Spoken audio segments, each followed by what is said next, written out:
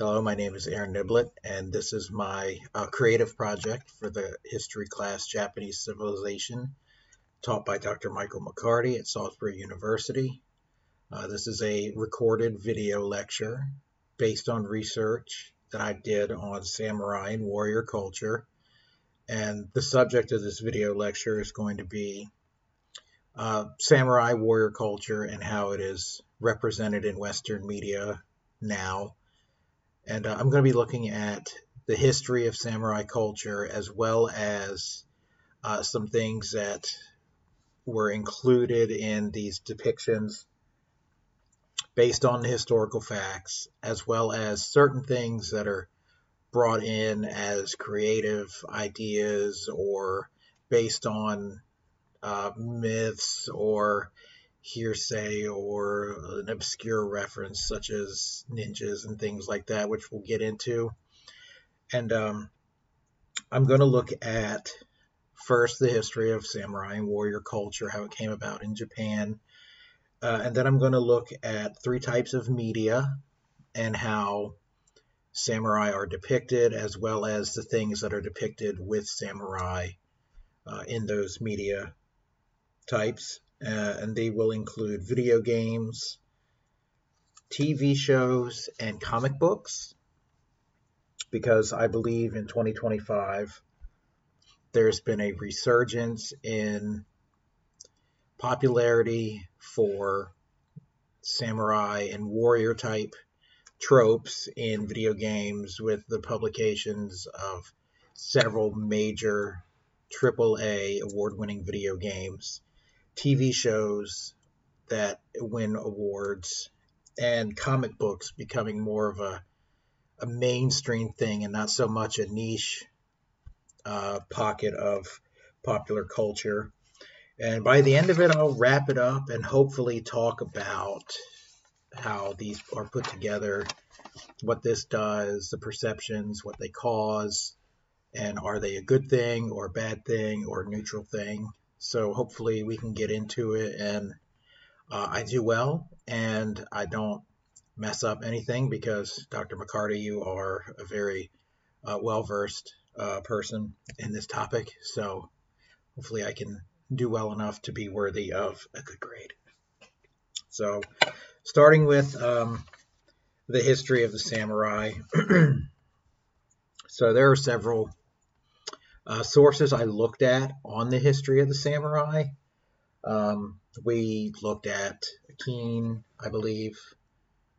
No, I'm sorry. Yeah, Keen and DeBerry and Tanabe and Varley in the Sources of Japanese Tradition book, one of our textbooks.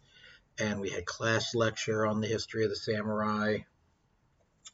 So really what the samurai came about from is Japan wanting to move more towards a Chinese style state,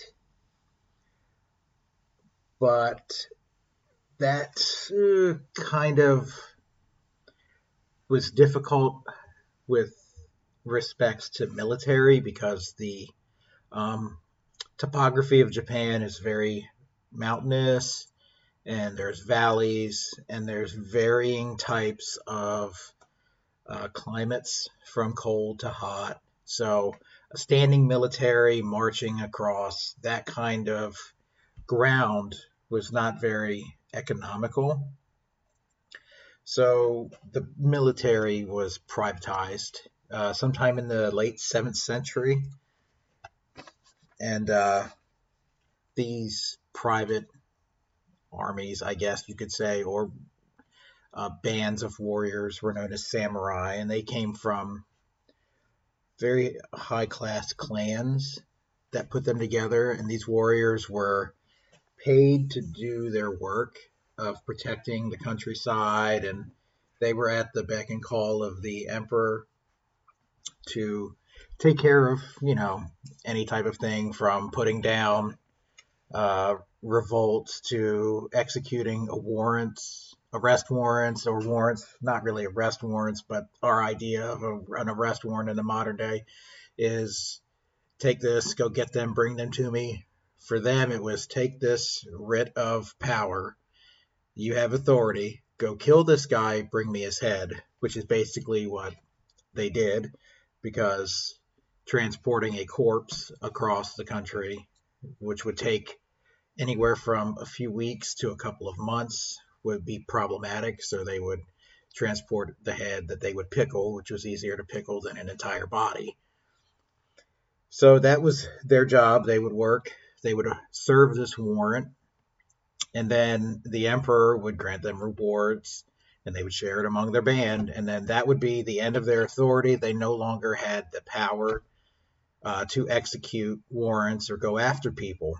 And the leader of any band of samurai was known as a shogun, which just means general.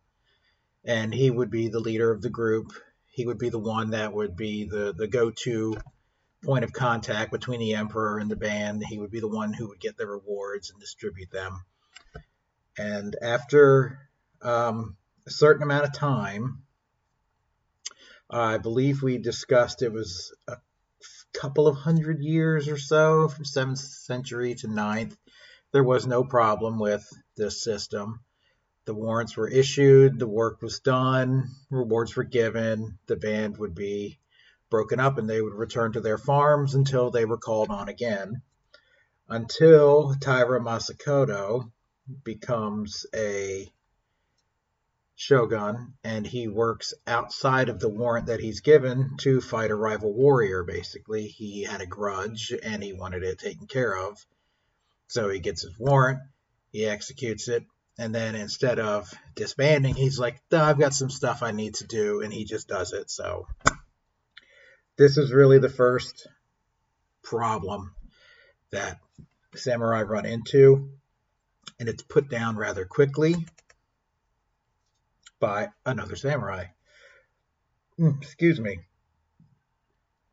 So basically, this kind of sets up a rolling effect of eventually other samurai are going to get the same idea of working outside the warren and establishing power, because there is power in being a samurai. They were given authority to execute whoever needed to be executed. So this leads to, in later years, powerful samurai families, mainly the Taira and the Minamoto, becoming power brokers, more or less, as samurai clan, and they establish their power. The Taira eventually fights the Minamoto in the Genpei War. I'm sorry, not the Genpei War, the Heiji Rebellion, where Minamoto Yoshitomo and two of his retainers are killed, and his younger son is sent into exile. And the Taira leader is Taira Kiyomori. He is responsible for pushing back the Minamoto for a time until Yoritomo, the youngest son and the retainer of Yoshitomo, after he's been in exile for a while, he grows up. The people he is exiled to, he marries into the family. The principle of matrilocality kicks in, where he's with his wife's family. He gets their backing, their resources, all of that. And he says, I'm going to go after the people who ruined my family. And that leads to the Genpei War, where he defeats the Taira once and for all, and he establishes the Minamoto as the ruling samurai power dynamic.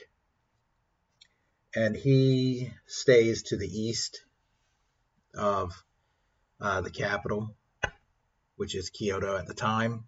And he stays in the eastern part of the country. He doesn't leave because he wants to consolidate his power and make sure that his people are with him. And if they're not his people anymore, he takes care of them and makes sure that the message is out there that he is the one in charge. And basically he's the emperor air quotes, emperor without being the emperor. He's really running the show in Japan because the emperor can't seem to get the best of him. And this is one of the first and strongest examples of a shogunate. The other word is bakufu. The Kamakura Bakufu, particularly because his base is in Kamakura in the east of Japan. And the shogunate is a whole hierarchy, militarily almost, but it's another type of government, and it rules alongside the emperor, and it causes issues through Japanese history from the about the 9th or 10th century up until the end of the Bakufu into the Edo period. So the samurai as an institution and a culture eventually creates issues in Japan, and in Japan sees a bloody period known as the Sengoku, the Warring States period, where there is some fighting, lots of fighting, and warlords and daimyo, and a lot of different families jockeying for power. And we'll see that as I go more into the representations of samurai. The Warring States period is a very popular topic for a lot of video games, a lot of books, a lot of movies, and TV shows. And I'll look into some of that as we go along. The warrior idea of a samurai did change as we come into the Edo period. They were more policed in the Edo period as opposed to when they were first coming about as power figures. Their power was in their military might and their strength and their ability to do what they need to do as the samurai, as the arm of the state, I would say. In the Edo period, they are given a lot of expectations and policies they have to follow. They can wear two swords, but if they have to use their swords, there's a lot of paperwork. They can't do certain things. And in class, we saw a lot of sources that talk about that. Last day of class, we talked about, where are you? My note. Musui's story about a retired samurai who passes on his stipend to his son as the head of his household, and he goes out and he's finally able to go live his life. And that shows that the samurai had a very strict way of life as a samurai and head of a household, and till he was able to retire, he was not able to do anything. He couldn't go to the pleasure district in Edo. He couldn't go and just do what he wanted whenever he wanted to. So yeah, the change of the culture of the samurai became very heavy, and a lot of this influenced later depictions of the samurai and later perceptions.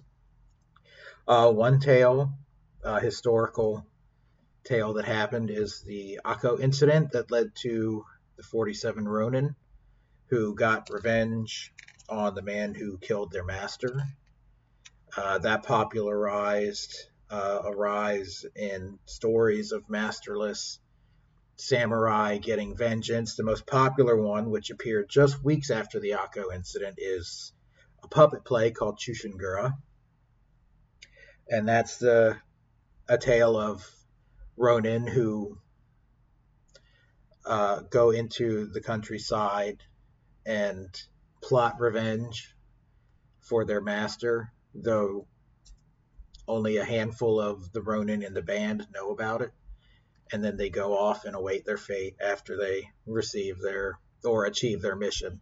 So really, perceptions of the samurai in the later times did change a lot because there was more information about their life and things were happening, and the idea of writing a fantasy, or not so much a fantasy, but writing something that would be gripping as art was becoming more and more of a popular thing, and publishing with woodblock, it was becoming more of a thing.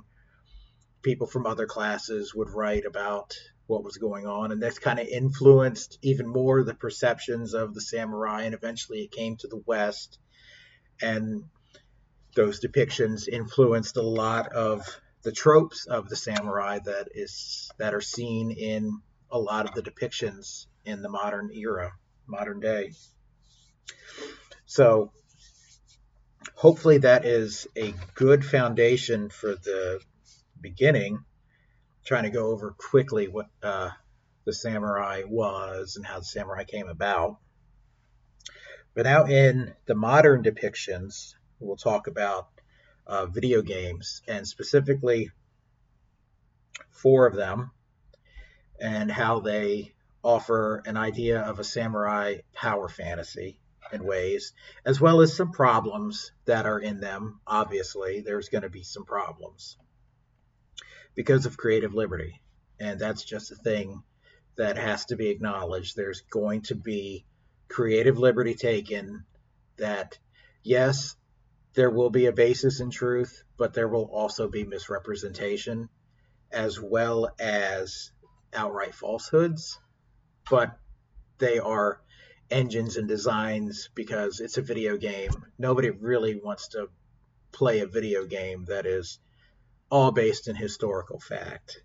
That would be not a very good seller. There would be no hooking point, and you wouldn't be able to drive story narrative forward, and you wouldn't be able to grip a player with a game like that. So we're going to look at some of that. But with that being said, that's a bit of a disclaimer. So I'm going to talk about, first of all, a game called Sekiro: Shadows Die Twice, which is a 2019 action RPG published by Activision, developed by From Software, who have a long-standing history and an expansive game catalog of RPG-type games. They've published Dark Souls, Demon's Souls, Bloodborne, most recently Elden Ring and Elden Ring Night Reign.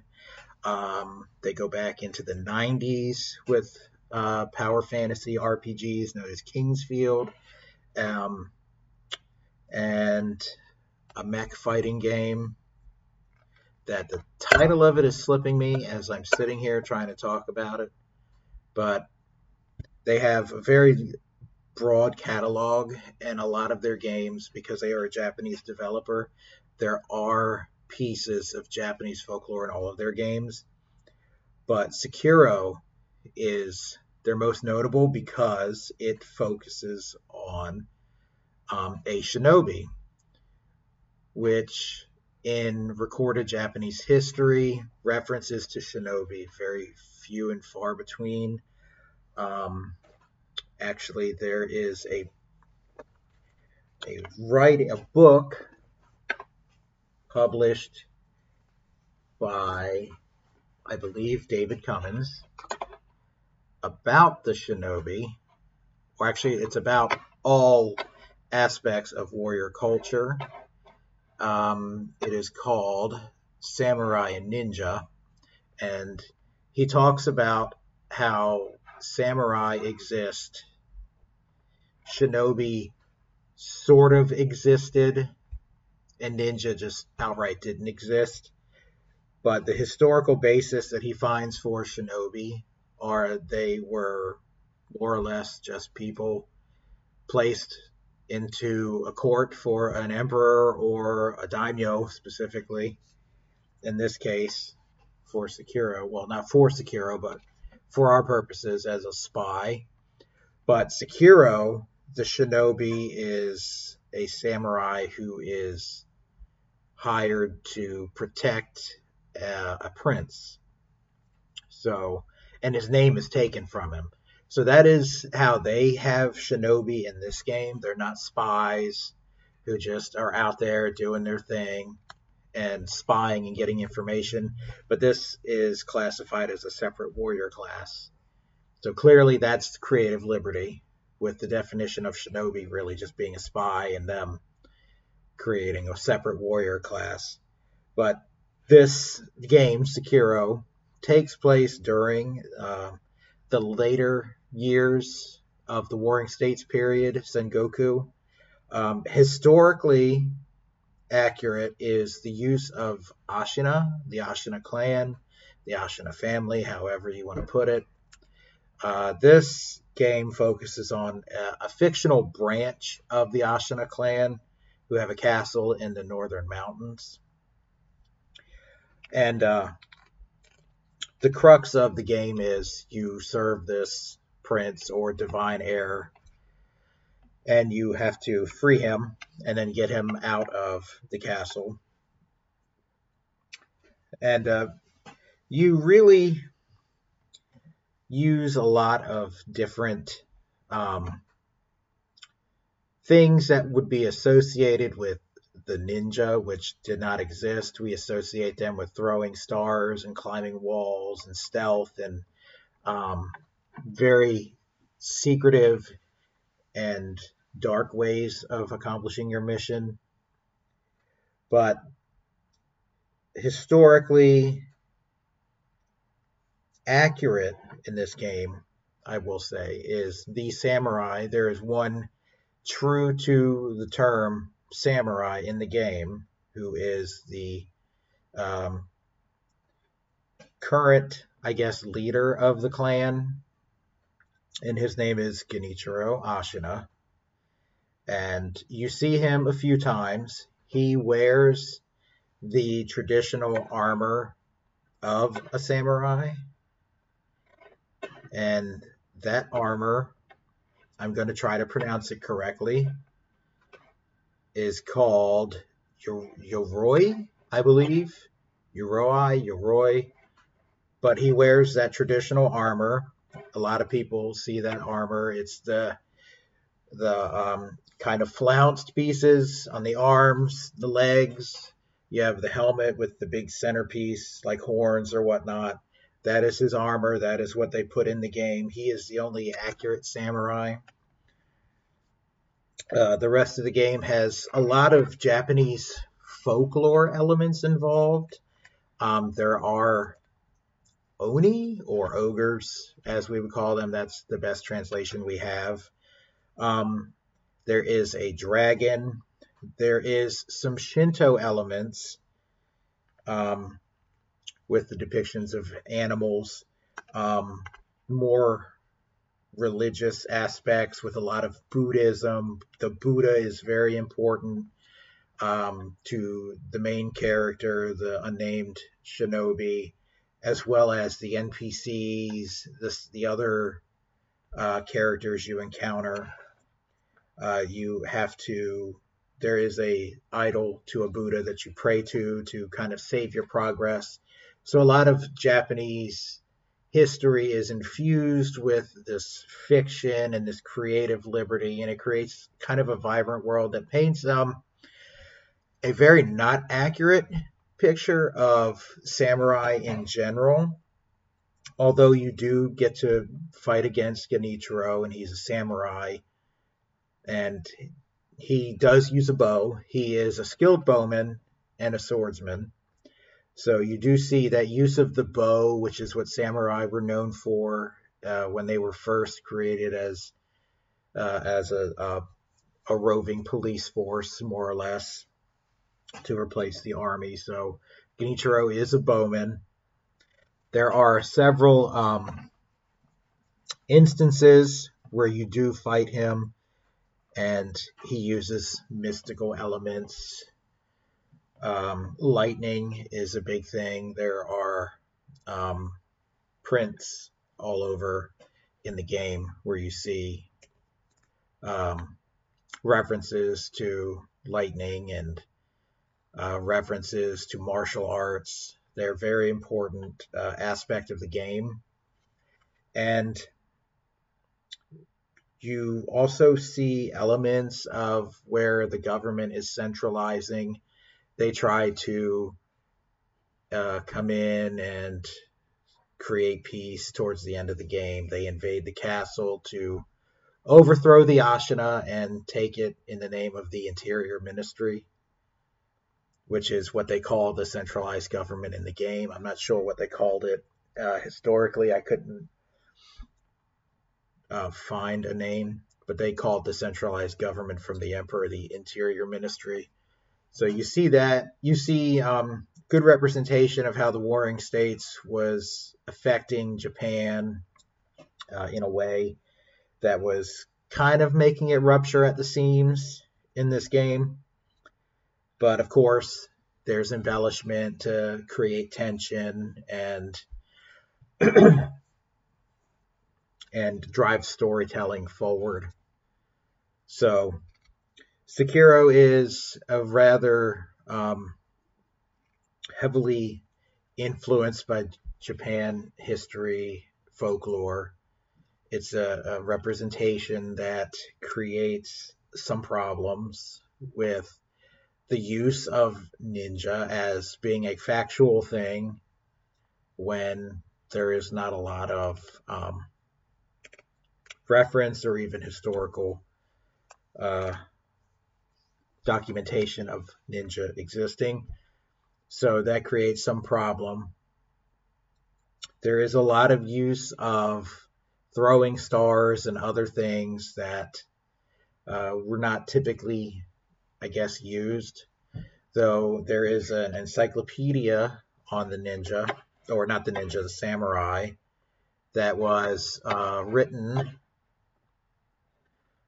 by Dr. Constantine Vaporis. It's an encyclopedia of the cultured warriors, and it does list a few things that the samurai would use, though throwing stars and ropes and caltrops were not heavily used as weapons for the samurai, though they are referenced. But there's an embellishment of this, and specifically more with the ninja. There's also references to ghosts and demons being a specific real thing. Again, it's creative liberty for a video game, but they kind of create these things as an enemy for a samurai to beat or shinobi to beat as an external conflict to go along with the internal conflict of the lone warrior. In fact, Sekiro, I believe, is a slang term. You can correct me if I'm wrong, but not a slang term. I believe it is an amalgamation of one lone or lone wolf. So the title of the game could loosely be translated as the lone wolf. So a lot of these supernatural elements and these physical elements are indicative of a story that is supposed to examine the ideas of the samurai and the shinobi being a lonely warrior who has to fight alone in this world, both exoterically but esoterically as well. The next game I'm going to analyze is Ghost of Tsushima, published by Sucker Punch Games in 2020, right as the COVID pandemic was starting to take off. And this game takes place on Tsushima Island during the Mongol invasion of 1281. That is the second invasion. And it portrays the Mongols as a heavy fighting force of 300,000, which historically we know that really probably wasn't the case. They didn't get far during their second invasion when they came onto Tsushima Island. And it's a story told from the perspective of a daimyo, a daimyo, a clan known as Sakai. And the main character is a retainer and nephew of the daimyo who gets beat in a one-on-one fight with the Mongol leader, who is a fictionalized character, because again, it's a video game, but he is a fictionalized nephew of the Khan. So he beats him one on one. He takes his armor, he takes his weapons, he shames him. But the Sakai warrior, his name is Jin Sakai, he escapes.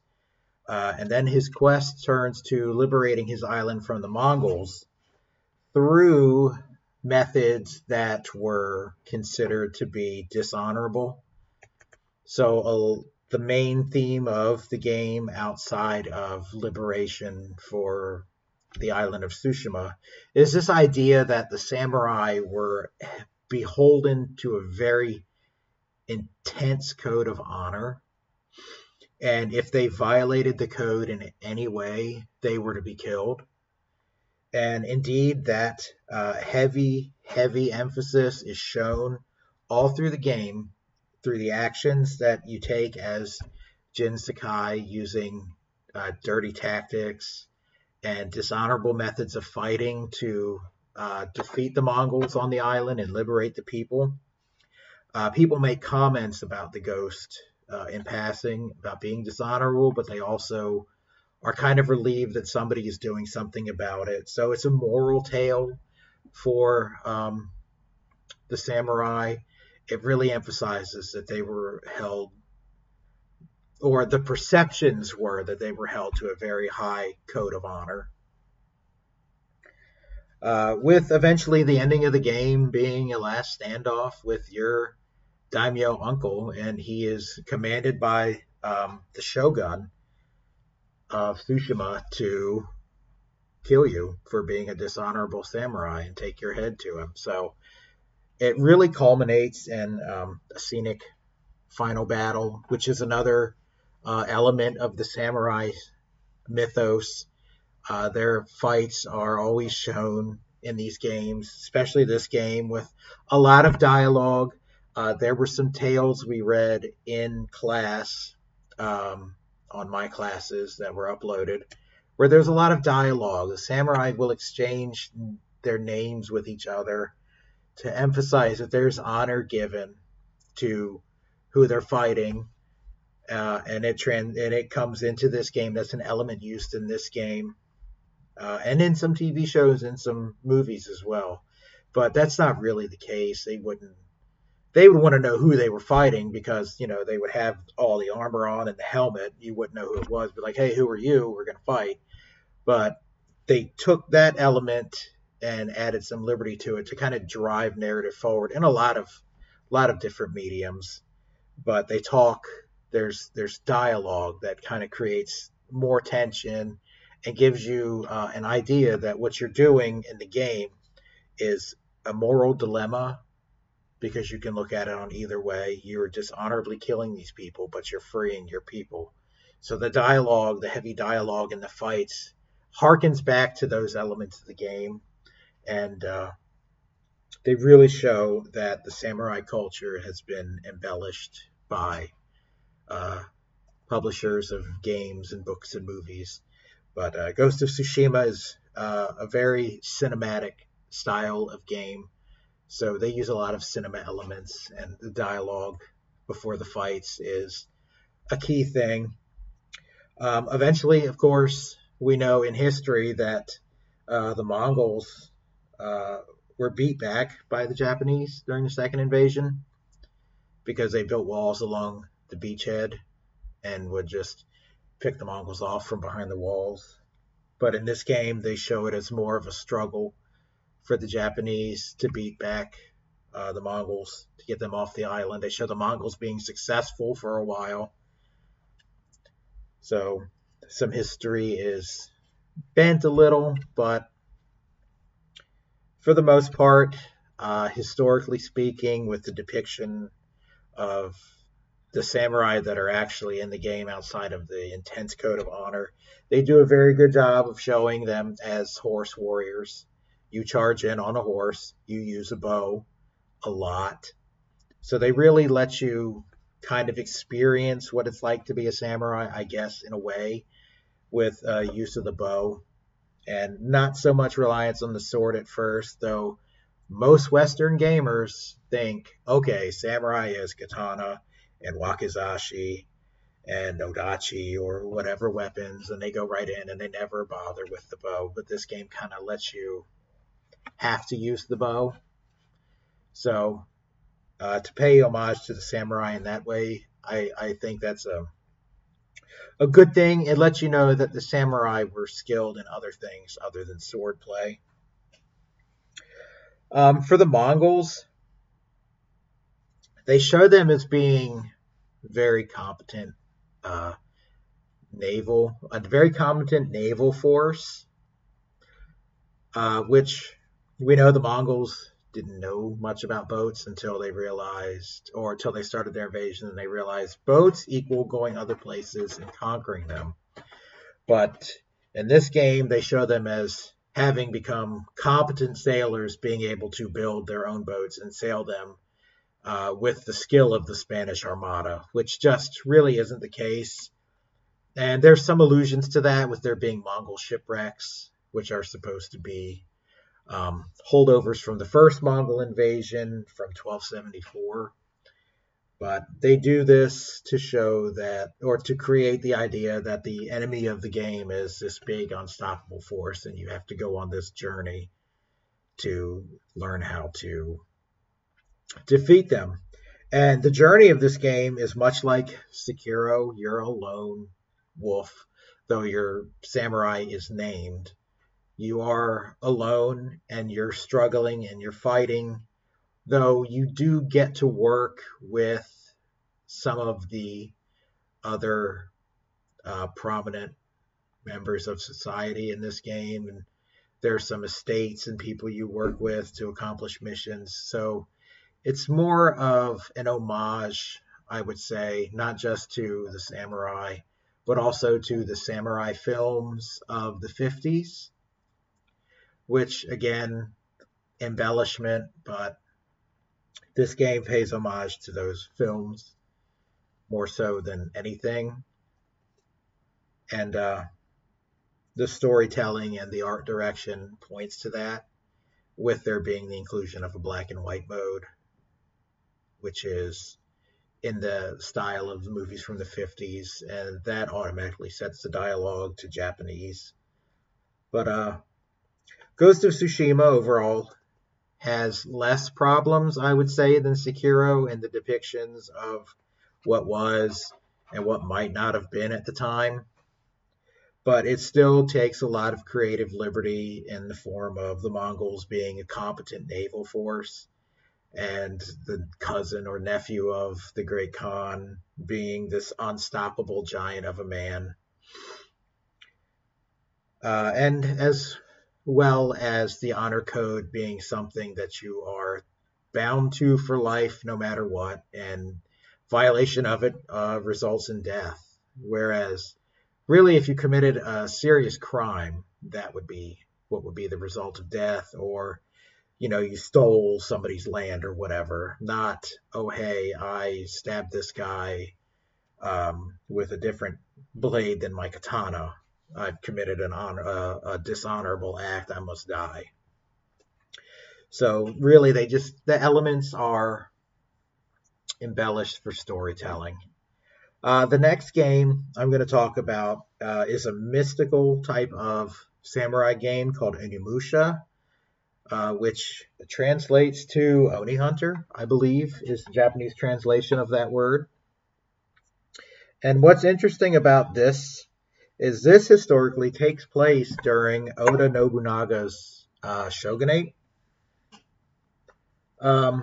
With the crux of the game being that after Oda Nobunaga dies in battle, his ghost is trying to get people to sacrifice children to give him power to come back. So right off the bat, there's mystical and supernatural elements at play, specifically Oni, which we've looked at in class as being not so much demon, but ogre, though here they turn them more into demons. But the basis of this game, believe it or not, is based in the legend of Minamoto no Yorimitsu slaying the Shuten Doji with Dojigiri, his sword, which is a popular myth that kind of expanded his legend when he existed in uh, early Japan. But the legend is the basis for the game, slaying a demon with your sword. And really, there's not much historical accuracy to this game, though they use a samurai as the main character. Though your samurai has a magic sword, which right off the bat is problematic.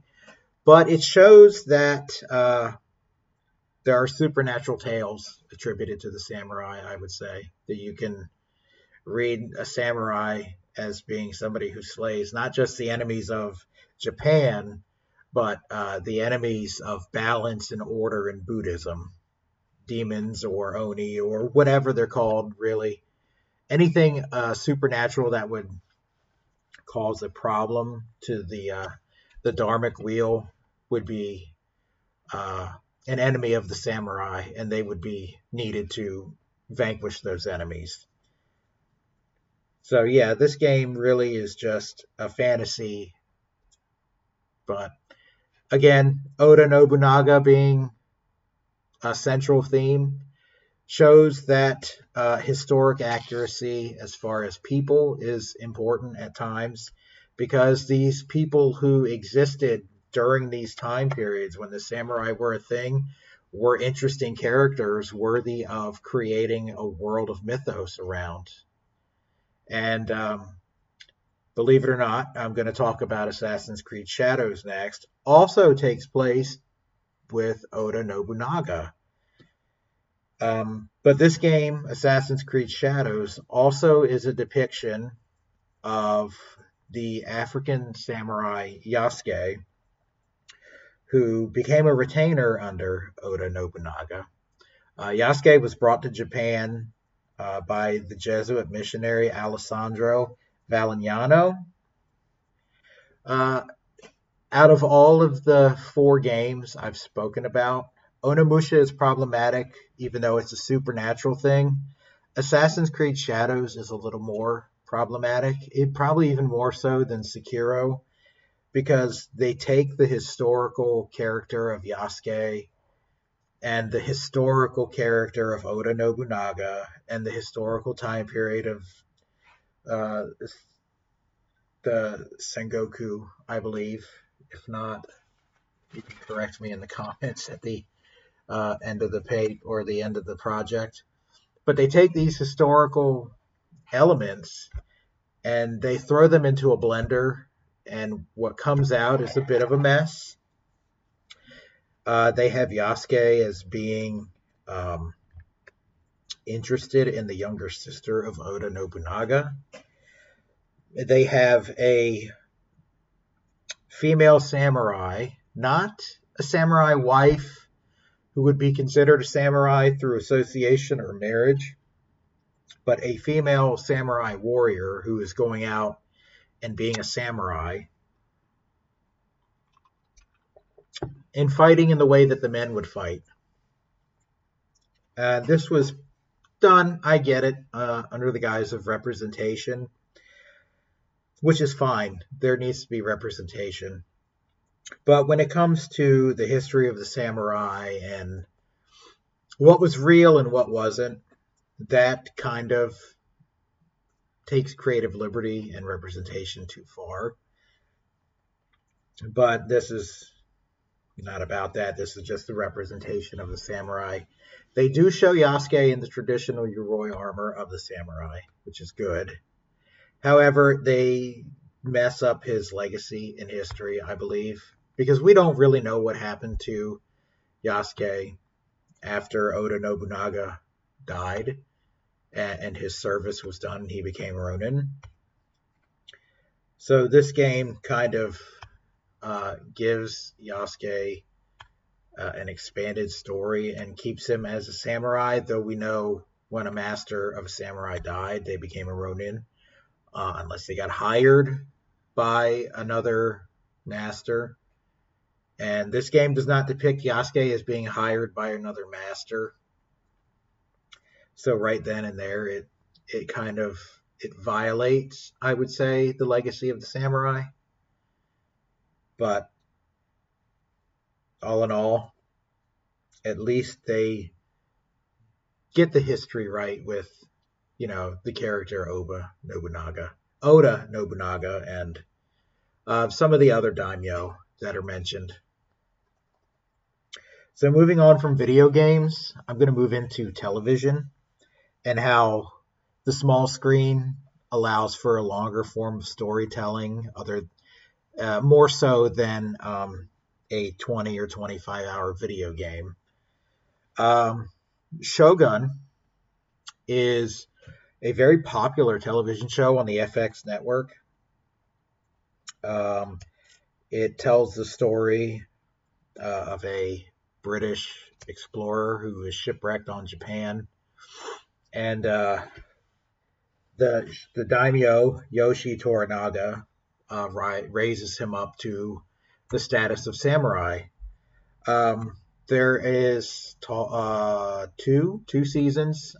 First season's out. Second season is coming. Third season, I believe, has been renewed, or it's been renewed for a third season. So there will be a third season. But this show is adapted from a book of the same name called Shogun, and it actually is a loose adaptation of historical fact. The sailor William Adams was shipwrecked on Japan, and he became a samurai under Tokugawa Ieyasu. Right before the Tokugawa shogunate was established. So, historically speaking, this show and the book do justice, I believe, in representing something that actually happened, though, of course, there's creative liberty again, but that has to be implemented to drive story forward. Though the story of William Adams being told in a historical fiction setting allows for the creative liberty, but it's good that the basis and the crux of the story is grounded in historical fact. And telling that story of William Adams and Tokugawa Ieyasu gives us an idea more of what was going on in Japan at that time and what the relationship with Europeans was. This is before Europeans were booted out, so it's a window to an outsider becoming a part of Japanese culture, even in a sense of becoming a warrior that technically works for the state and is a part of the enforcement of the laws of the state of Japan. So that's a very interesting take, and it's a very solid adaptation. Some of the costumes and the armor, I believe, are a little embellished. The samurai armor, for the most part, is fine, but the helmets have these gigantic headdresses, and I guess they're used to invoke fear in their enemies if they're fighting. But for the small screen, it kind of creates this idea of the samurai and the shogun and the daimyo are just these way out there, dramatic, theatrical warriors. And in fact, the headdress kind of is reminiscent of like a kabuki mask, or not a kabuki. I don't know if not a kabuki mask. The tengu mask. It's kind of like their helmet has become this giant tengu mask for like a parade float. So it's very dramatic, but again, telling that story in a fictionalized way, but still telling that story is an important window to the samurai and how the world was when they were at their height. Another show, and this is a cartoon from the early 2000s called Samurai Jack. And this show kind of shares some of the ideas of Onimusha, specifically um, Oni and demons being the central antagonists. Um, the protagonist is an unnamed samurai who's given the name Jack as a slang term because people just use the word Jack for strangers. And that is also elements of Sekiro, where your warrior is unnamed and he's given a slang name. So the theme of the unknown, a lone warrior, carries from different types of media, the video games, television shows, comic books. It's a trope that is attributed to a lot of the samurai. Although samurai were in bands, there were more than one samurai. So I don't know why the lone warrior is a thing. It must be a way to connect the viewer or the reader or the person ingesting whichever type of medium it's being given through. It's a way for them, I guess, to connect to the character. So it lets the storytelling flesh itself out in a personal way from a first person type of view. But Samurai Jack is thrown into the future, into a dystopian future by a demon named Aku, and he rules that future. And basically, Jack's mission or his life's mission is to defeat that demon and go home, more or less. But the themes of this show, for it being a cartoon, are very heavy. They're very heavy. The theme of being a man out of time uh, is the central theme of the show, with Jack being thrown into the future as a samurai from the samurai height during the middle centuries of Japanese history, into the future. Here's a man wearing his kimono with his katana in a future where there's flying vehicles and robots. Being a man out of time, as well as institutions that remain untouched. That is another central theme. There are Shaolin monks who are depicted in the show as having never had contact with the outside world. And that is relevant to Japan today, with uh, Buddhist monasteries having monks who still dress in their robe. They still shave their head as a way to say, "I'm giving up everything. Here I am, giving myself to Buddhism and learning how to become enlightened." Um, those are timeless institutions that have largely remained untouched for thousands of years. And this show, being a cartoon, a kid's cartoon, exploring that, it opens up young viewers to the idea of what is important in life and what can stay, what has the ability to stay, what has staying power, what is strong enough to withstand the passage of time. And Samurai Jack being thrown into the future shows that the idea of the samurai and this mythos and everything that we see them standing for has the ability to stay, just like Buddhism, just like Shaolin monks, just like the ideas of Shinto. It's something that has staying power. And I think that's a very interesting use of um, imagery of samurai and their history. So those shows kind of go two different directions, but they pay homage to the samurai in different ways. They're problematic, much like the games.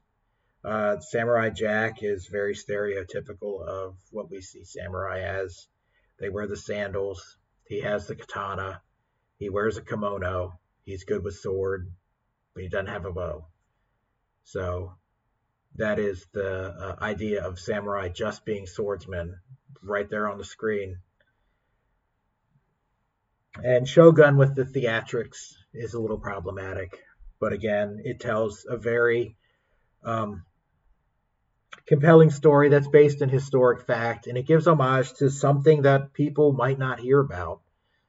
So you can kind of, I guess, forgive the problematic pieces because they're not incredibly egregious, at least in terms of Shogun.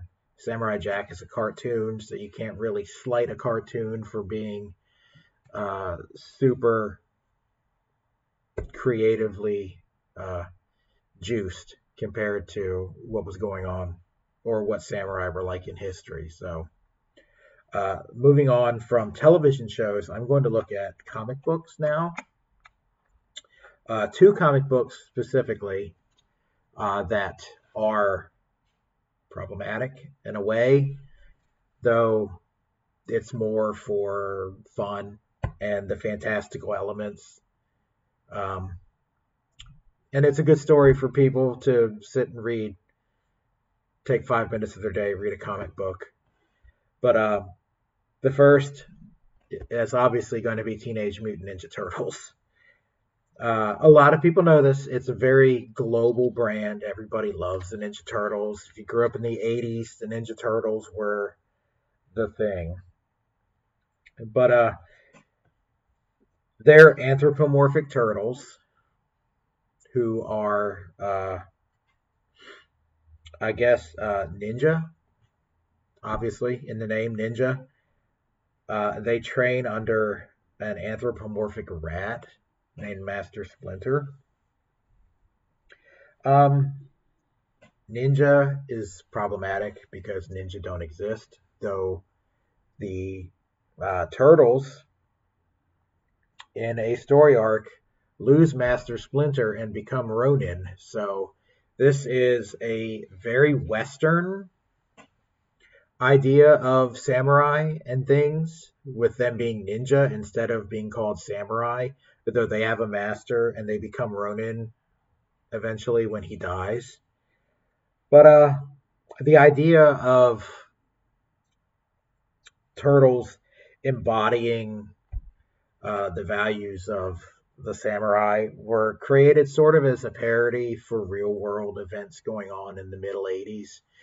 I wasn't alive in the 80s, so I don't know what those events were or what was going on. It was something with comic book industry, I would say, since these were comic books and they're more of a parody. But the use of turtles as samurai and the use of a rat as their master, and some of the antagonists they conquer in their comic book story arcs are other animals. These are Shinto ideas. And kami, the use of animals to represent these things, they draw in Shinto. But the problem, again, is the idea of ninja, and it popularized the ideals of the ninja, specifically them using throwing stars and espionage and trickery. But they do highlight, however, the fighting styles, martial arts, and it kind of gives the idea that all samurai were accomplished martial artists. So some of that could be problematic. A lot of it, more than likely, could be problematic. Though the ideas of Shinto finding a way into a comic book for kids is kind of an interesting thing. It makes it, I guess, easier to digest for kids if they see animals doing these things and exploring some kind of deep esoteric ideas without, a cool looking animal or something. But yeah, that's a bit problematic because ninja, as we know, don't exist.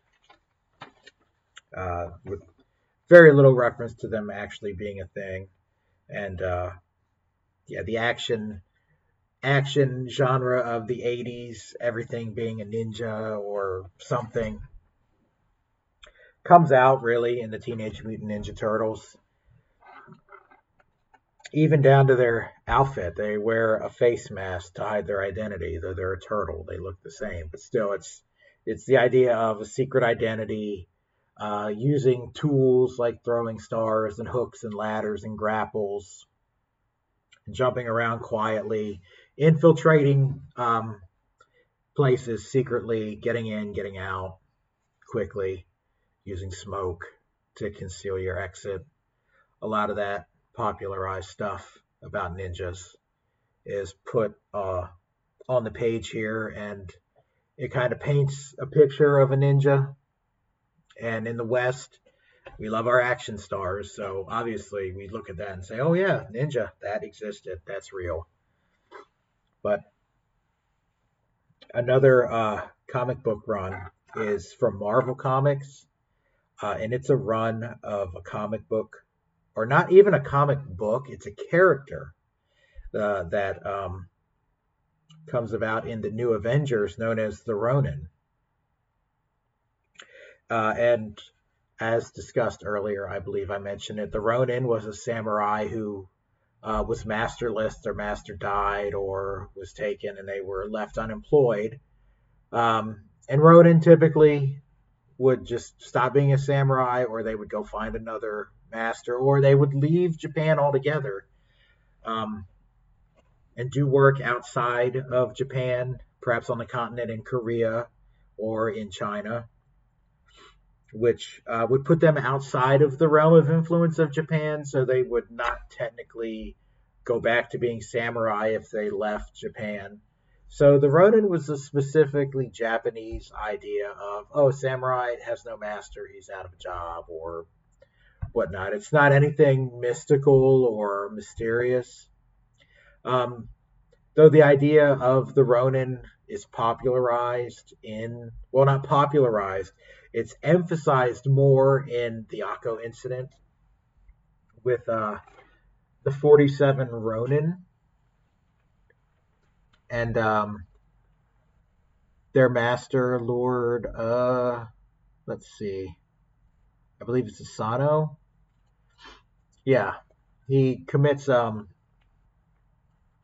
he commits an error while in the capital district, or the castle district in the capital, and he draws his sword and strikes another noble or daimyo. He strikes another daimyo, and he's commanded to commit seppuku for his transgression. This enrages his retainers because now they're without a master, so they plot to um, revenge on the person that their master struck because he was provoked, and so they infiltrate his castle and kill him, cut off his head, and then they commit seppuku. Uh, yeah, that is the tale of the 47 Ronin. So the idea of the Ronin being put into a comic book as a character in the New Avengers, who the first iteration is a girl, a female character named Maya Lopez, also known as Echo. She is deaf, and her father is killed, and she is sent to live with the Kingpin. But in a later arc, she becomes a new Avenger, and she dons the mantle of the Ronin because she doesn't want to tarnish the idea of the Avengers. So she operates outside of the idea of the Avengers and outside of the influence of the Kingpin. So she is technically a masterless vigilante, and so they chose to give her the title, um, the Ronin. Um, so this again, I believe this is the third or fourth thing that I've analyzed that explores the idea of the lone warrior, the lone wolf, the lone samurai, the warrior who goes on a journey alone. Um, and again, the samurai were not lone warriors. They were people who were hired and they worked for a family, and they were commanded under a shogun who was a general. So they were a military type unit. So they were never alone.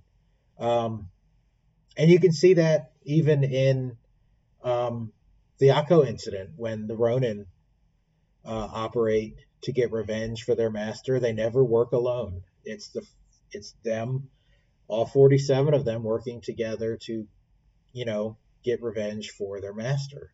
They were retainers who had relationships. They lived together, worked for somebody. They were never out there operating as a single unit. They were never an island. They were together. So again, a singular Ronin is problematic because samurai were not lonely people who were out there just living and existing by themselves. But it also, on the other hand, shows that a lot of the history of the samurai and what would happen to them after they lost a master uh, was consulted to an extent. Obviously, again, like everything that is analyzed on this list and in this video, creative liberty is a big part of it, but it's also um, a way to drive a story narrative forward, which is a lot of what Western media is about. It's about deep storytelling, character development, and whatnot. Whereas you could read Chushingura or other things we read in our class, the Pillow Book. There is no character development.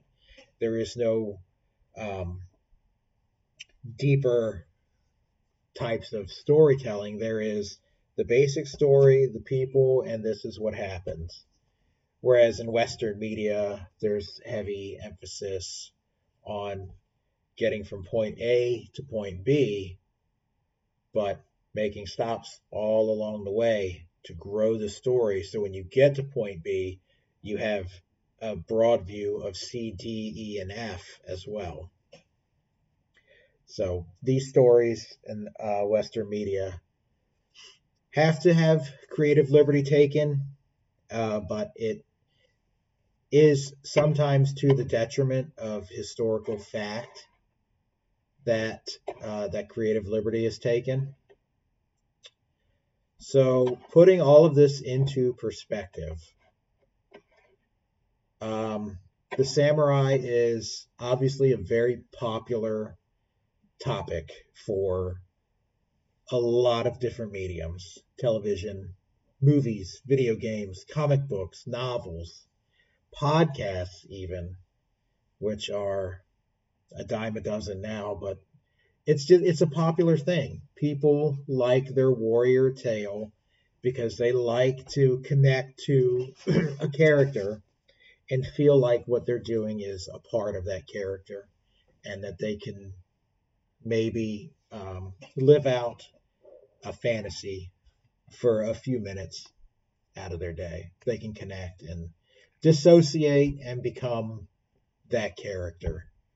Um, that does tend to affect how we see things. There's a lot of historical inaccuracies and a lot of things that depict samurai and warrior culture.